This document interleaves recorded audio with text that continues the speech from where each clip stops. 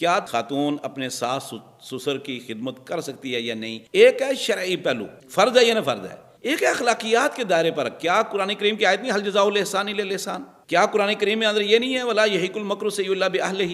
اسی طرح آتا ہے کہ من حفر بئرا لاخیہ وقع فیہ، جو کسی کے لیے گڑھا کھودتا ہے اپنے، اور یہ بھی ہم نے پڑھا جیسا کرو گے ویسا بھرو گے، حل جزاء الاحسان الا الاحسان۔ تو اب ہم یہ دیکھیں نا، آج جو گھر کی خاتون وہ بہو ہے، یہ جو بھی ہے، اگر وہ اپنے ساس سسر کا خیال نہیں رکھتی، یہ بات 100% یقینی ہے کہ کل اس کے بچے جوان ہوں گے، اس کے گھر میں بہو آئے گی، وہ بھی اس کا خیال نہیں رکھے گی۔ کہ جو آدمی چاہتا ہے کہ میری عزت ہو، وہ کیا کرے؟ دوسروں کی عزت کرے، دوسروں کی عزت کرے، دوسروں کا احترام کرے۔